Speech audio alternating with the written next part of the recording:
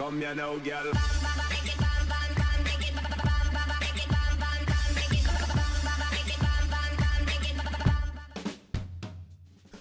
Hello and welcome to What's Map, your one-stop shop for everything workshop. I'm BonBonB and you're very, very welcome.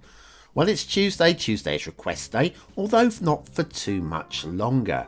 Things are a-changing, but don't worry, you will still be able to request your favourite maps or even your own maps, and they will almost certainly still be reviewed on the show.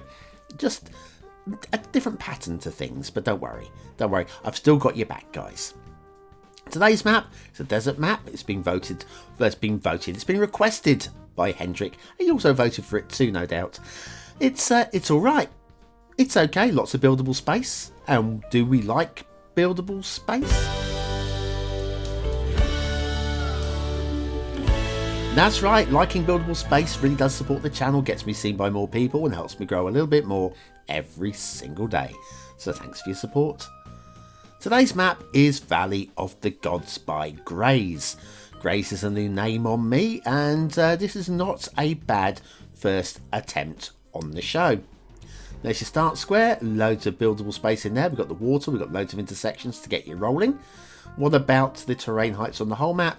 Is pretty flat, isn't it? Which is definitely a good one for the city builder. What about resources? Bit spare, isn't it? Bit sparse. Could do with a bit more ore or oil, I think. Off to the workshop. Now it's a mass transit and an after dark map. Now I didn't switch the lights off on the map, although I did forget to turn off the day-night cycle. So yeah, but I didn't see any reason why it should be after dark. But anyway, those two are listed. We've got a few things to subscribe to. We'll be using the Canyon of the Ancients theme, which is by It's Okay, and It's Okay does do some great themes. Do check out their themes. And the Vibrant Realism LUT, although the requested LUT was actually the Realistic Vibrant LUT. I couldn't find a Realistic Vibrant LUT. A Realistic Vibrant LUT. Oh, hell spells. But I could find a Vibrant Realism LUT, and that's the one we'll be using today. So yes, coming up towards our first intersection, and I kind of like it. I'm going to say that I think it's possibly overkill for where it is on the map, although where it is on the map is out of the way. I think just where it is here, considering how I imagine that the build is going to take place, something a lot more simple here would have been fine. But that said, I cannot find anything wrong with this intersection. There's no pillars in the way, there's no street lamps or any issues like that. It's all pretty solid. Right, okay, let's have a look at terrain. Lots of flat, workable terrain. We've got some weird looking hills on the right here. The natural terrain within the map doesn't feel very natural to me. I think it's bordering on fantasy map. But the buttes and such, the cliff work, I think looks pretty exceptional. And for that, I think credit can be apportioned. Let's have a look at this bridge. Now, this bridge, I like it. It's got a feeling of being a bit jinky-janky or something. I can't quite work out what it is I don't like about the bridge. But the slopes are great. I mean, it just curves beautifully. It is a curved bridge as well, so I don't know. Perhaps it's just the change in elevation with the terrain underneath the bridge that is a little bit off-putting to me. I don't know. I don't dislike it. This one feels really nice actually. I'm all go for that bridge. That's a good bridge, and we've got a little bit of a divot. A divot. Always replace your divots, ladies and gentlemen. The water's all the way over there. I don't know why we got water in there. That there divots, but yeah, that's an oddity there. Anyway, yes, let's head down towards what will be the start square intersection. Now, we've got a few minor problems with this one. Swirlying about. I quite like the swirly abouts. They're all good. Bit of a corkscrew going on there. We go from 3 lanes up to 4 lanes here for the slip road, which is quite nice. Slip road is okay. It could go off a little bit sharper. Then we've got a little bit of bowed segments that'll little bit of a bounce on the roads, which is a bit odd. We've got a bit of dirt on the road here as well, and there's also a bit of dirt over here where things have been pushed just a little bit too hard. I think it's 2 nodes too close together there. Quite easy for me to fix. A little bowed segment underneath there on that intersection too. But we have avoided all pillars being in the roads, and it's actually not bad. It's kind of a 7 out of 10 intersection, that one. Looking around, I'm just finding just little things that I would tweak. I think I'd probably spend about 5 or 6 minutes tweaking this intersection just to get it looking to the next level. Now, we're heading down towards the next intersection, but I think we should be over on this road by now. So, yeah, we've missed our intersection there. We'll work back that way. This is Start Square Roundabout, and you know what? I like this. I think the outside road should possibly be arced a little bit, but strictly speaking, I can't find anything wrong with these things. Nothing that I dislike at all. This roundabout's got a little bit of road glitching going on there as well. And as we're in the Start Square, I think it's about time we had a look at one of these. Today we have got the Modern Dutch Midrise 5 by Jerenable. Jerenable really does make some of the best mid-rise and high-rise properties out there. Factoids, because factoids. On today's date, one for the Americans. If you're from America, say howdy.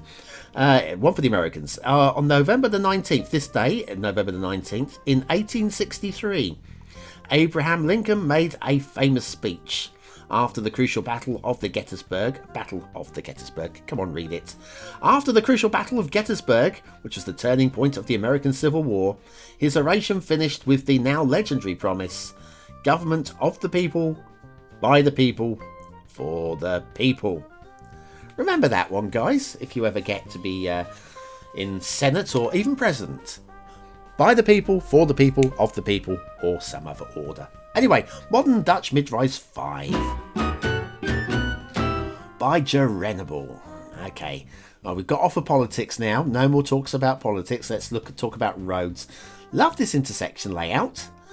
We have got a little bit of traffic feedback off of it, and we've also got a few little bits of road glitching, like there. A bit of road glitching there. A little bit of road glitching under there as well. Actually, is that connected? Got no traffic coming round through it. I mean, that traffic's coming through it. Why have we got no traffic coming around? Maybe there's a shortcut via another route. Just going to check to make sure that is actually definitely connected. Bear with me. And we go into move it. And yeah, that's connected. That there is, yeah. So basically, there's obviously a shortcut route that's of stopping traffic from taking that route via there. Okay, right. So we'll just roll on. We've got roundabouts. I think the roundabouts followed by the short stretches are causing a little bit of traffic chaos. And given this is a Start Square, that is a little bit of a problem. Not a huge problem though, and I think it's something that you can work around. You're going to get that anyway at some point. Then we have this. This is for me, probably the most aesthetically pleasing part of the whole map. Got some very lovely switchbacks going on. I'm buying into all of this. Like we've got, let's say, the cliff faces have something about them. They just feel like they're naturally eroded away like that. That's beautifully done. Really like it. The foliage, however, is not terrain conforming. And so we're going to get floating trees. Oh, see that directly above. I'm bouncing. Sorry, don't mean to be bouncing. But yes, I think you catch my drift. It's potentially the best part of the whole map, and equally also arguably the worst part of the whole map. Then we've got what we call in the trade a big bugger dam. This is huge. This is absolutely enormous, and the amount of water it is holding back is immense. I'm not entirely convinced in real life that would survive. Certainly don't want to have an earthquake in this area. But anyways, yes, that will take the water a little while to settle down. If you load up this map, that the water behind that dam will overflow and lap for a while. But don't worry, that is natural. It's just because it's not natural, you know. Anyway, we'll just follow this road into the dark, into the fog, and come back out. I want to show you another set of switchbacks.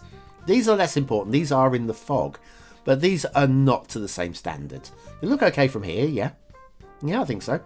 But then when we come in and have a look at it from close up, we've got shark's teeth, we've got elevated sections, which just feel awkward. The whole thing feels awkward. And we come away from that and out of the fog. Now, I did forget to switch off the day-night cycle, and we are now going into early evening. I'm sorry, it's going to get dark. Shall we try and get the rail done? I'm going to try and get the rail done before we actually hit nightfall. It's going to be a bit of a rush job. But the rail is mostly flat land, so there's not going to be too much wrong with it. Rail over road looks good. Very slick, sweet curves, sweeping curves even. The lights have come on the roads now. That's a bad sign. Oh my god. Help, help, help. But yes, pretty good rail network. It's quite extensive as well. Covers quite a lot of the map. Not so sure about this tunnel entrance here. Looks a bit glitchy there. Comes through the other side. Let's check the tunnel exit as well, shall we? That one, that looks good. That looks fine by me. I believe that one. And then that sweeps on across the environment as it gets darker and darker and darker. We'll go left. We'll go left. I don't know why left. We'll just go left. Heading into the middle of the map again. Oh, it's getting dark. Do you know what? I don't think we're going to make it to the edge of the map before the lights go out. If that's the case, we'll take an intermission. Yeah, a little bit of a drop in the elevation there and comes back up there. Not perfect. Not too bad. And now it's just too dark.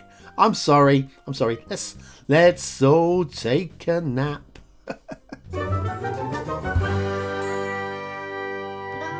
Are you bored with the standard vanilla bridges? Have you seen those lovely custom bridges but don't know how to use them? Ooh, very nice. Then you need the Beginner's Guide to Custom Bridges by BonBonB. Click the information button below.